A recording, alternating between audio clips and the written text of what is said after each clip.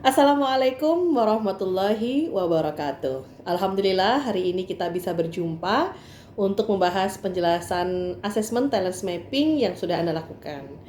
Sebelum mulai sesinya, saya ingin konfirmasikan satu hal bahwa tujuan Anda melakukan talent mapping adalah untuk mengetahui bakat Anda secara menyeluruh dan bagaimana menggunakannya dalam kehidupan sehari-hari. Betul demikian? Baik, sesi feedback talent mapping assessment ini akan dibagi menjadi 3 bagian. Untuk pertama, saya akan menjelaskan sedikit tentang talent mapping dan juga hal-hal yang penting yang ada di dalamnya agar Anda dan saya berada dalam satu frame, satu mindset ya tentang talent mapping itu sendiri. Kira-kira semoga tidak lebih dari 15 menit. Yang kedua adalah sesi feedback, mungkin dibutuhkan sekitar 30 menit juga sampai mungkin 1 jam. Sesi ketiga adalah sesi diskusi.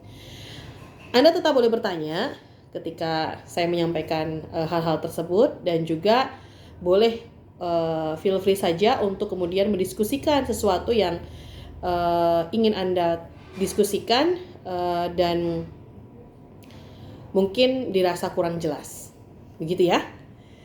Nah, sekarang kita masuk sesi pertama, yaitu sesi tentang penjelasan talent mapping itu sendiri. Ada beberapa hal yang ingin saya sampaikan tentang talent mapping, terutama tentang bagaimana talent mapping memandang bakat dan bagaimana definisi bakat menurut talent mapping. Namun sebelum membahas tentang bakat dalam talent mapping, kita akan memahami dulu apa sih talent mapping itu sebetulnya gitu ya, dan apa kegunaannya, apa fungsinya gitu ya. Jadi talent mapping ini adalah sebuah tools assessment untuk mengetahui bakat seseorang. Fungsinya ada 2. Yang pertama adalah fungsi deskriptif, yaitu fungsi untuk menjelaskan bakat yang ada pada diri seseorang. Yang kedua adalah fungsi prediktif, yaitu tools assessment ini atau TM assessment ini berfungsi untuk menjelaskan, memprediksikan kira-kira aktivitas apa saja yang mempunyai potensi untuk dikembangkan. Selain memprediksikan aktivitas yang mempunyai potensi untuk dikembangkan, talent mapping juga memprediksikan peran apa yang kira-kira bisa dijalankan secara maksimal oleh seseorang. Sehingga harapannya ketika Anda melakukan talent mapping assessment, Anda akan menemukan peran yang bisa maksimal Anda jalankan sehingga bisa menjadi manusia yang otentik dan paripurna serta bermanfaat bagi orang banyak. Nah, mengapa TM sampai ke sana value-nya? Baik, untuk menjawab pertanyaan tersebut, kita membahas talents di definisi dari talent mapping itu sendiri. Anda mungkin tahu bahwa talents atau bakat di dunia ini definisinya beragam sekali dan berbagai macam sudut pandang. Untuk hal ini, talent mapping menggunakan definisi yang dibuat oleh Gallup Organization, yaitu sebuah organisasi peneliti yang sudah sangat berpengalaman, sudah tua begitu ya. Gallup Organization ini melakukan penelitian pada jutaan karyawan di berbagai macam perusahaan dan berbagai bidang.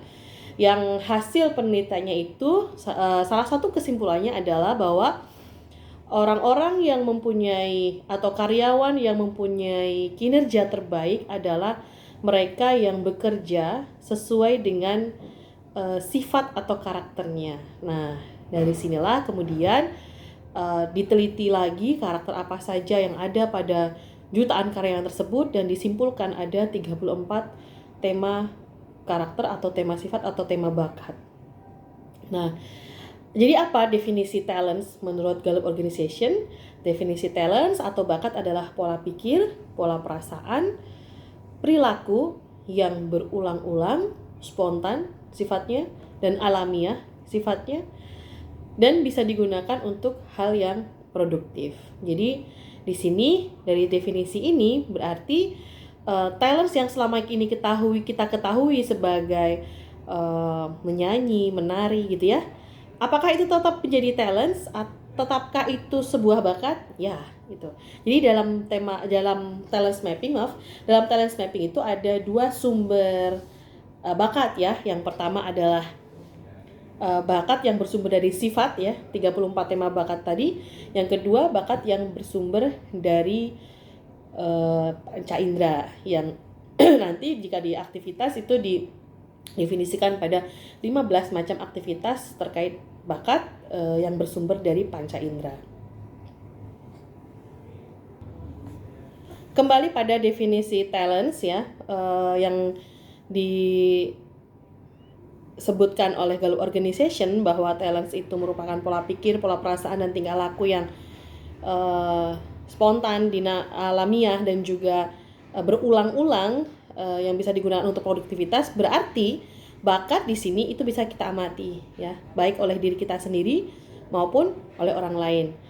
Kita bisa mengamati pola perasaan pada orang lain yang berulang, pola perilaku yang berulang, juga pola pikir yang berulang pada seseorang atau pada diri kita manakala menerima sebuah menerima sebuah trigger gitu ya. Kita merespon seperti apa pola pikir kita merespon dengan pola perasaan seperti apa, kita merespon dengan perilaku apa, itulah yang kemudian bisa kita amati dari situ.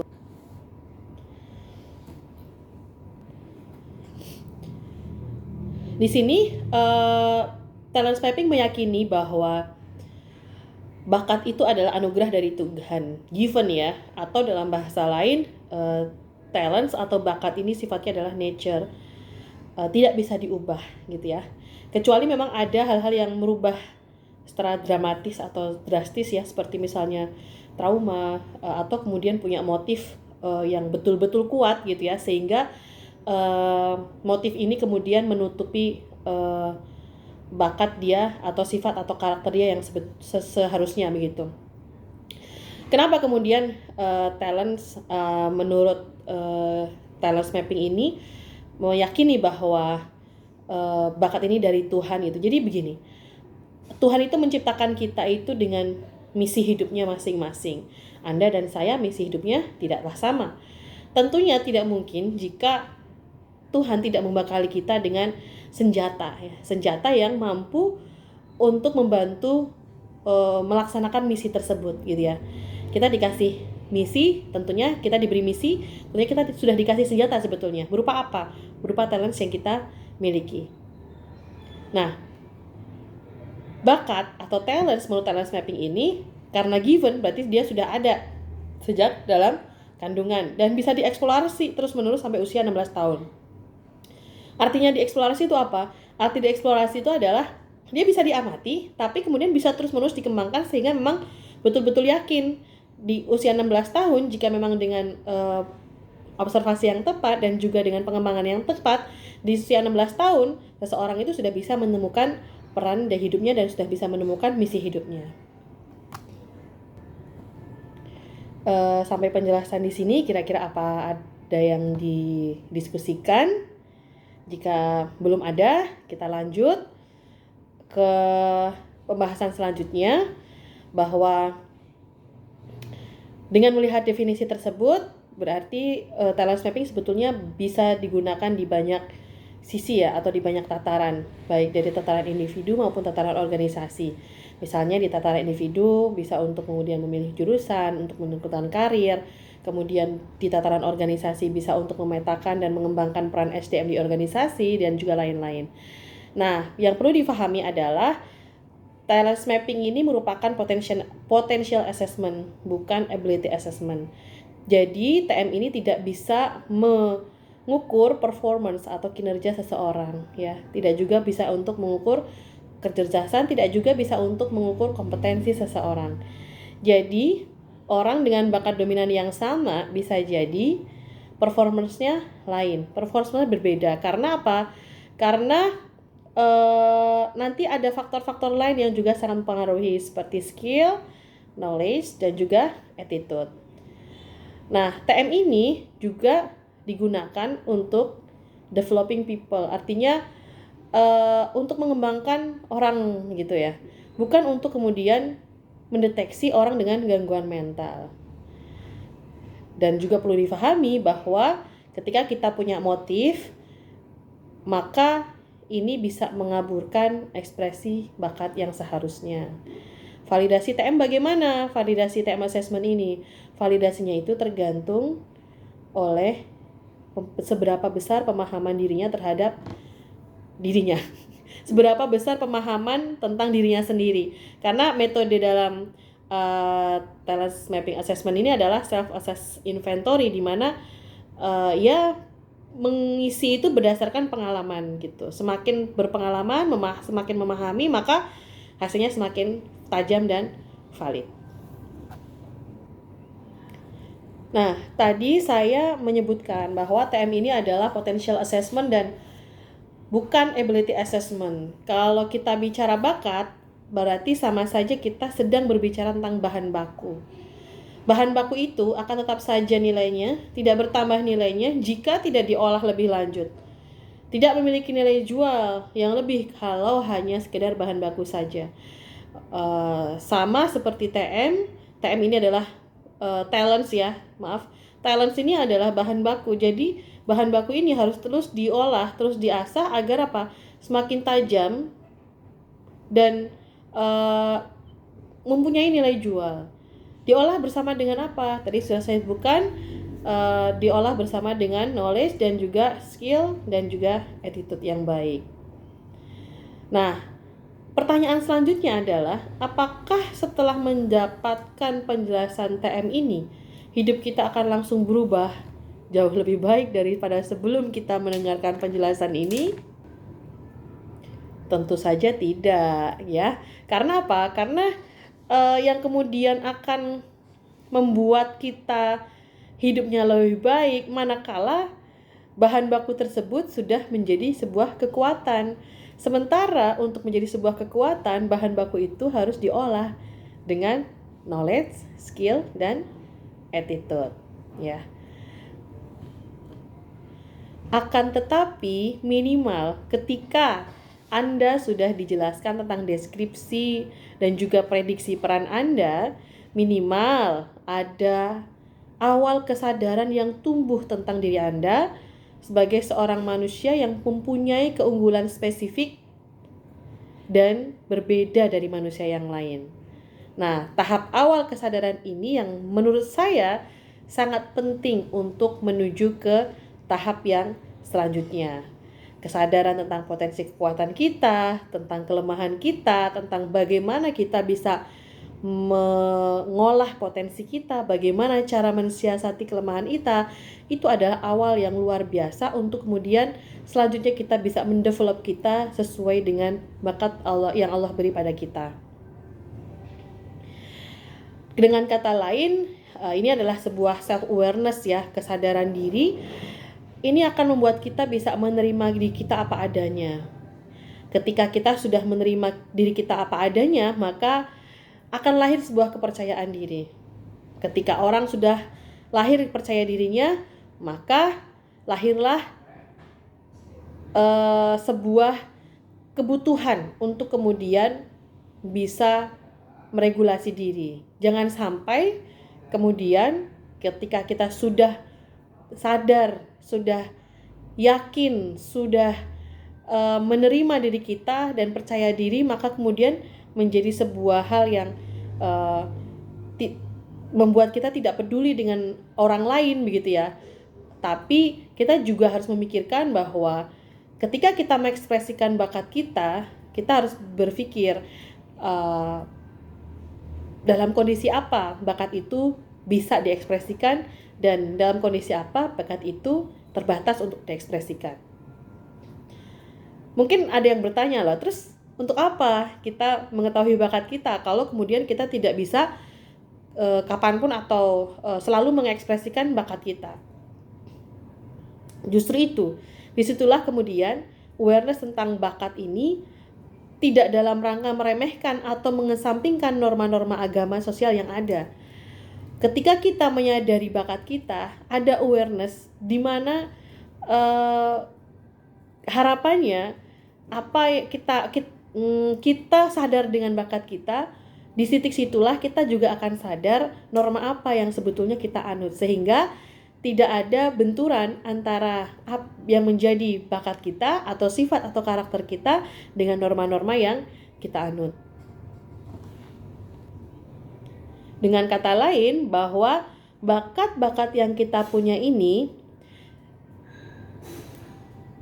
yang kita yakini sebagai sebuah karakter kinerja, ini tidak boleh bertabrakan dengan karakter moral. Kita harus mampu mengendalikan, mampu meng-on-off-kan bakat yang kita punya, dan inilah yang dinamakan dengan kesadaran maksimal, yaitu saat mampu melakukan self-regulation atas apa yang terjadi dalam diri kita.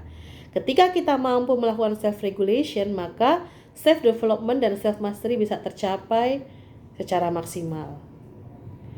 Nah, baik, sebelum memasuki sesi kedua, yaitu sesi feedback, saya akan menjelaskan alur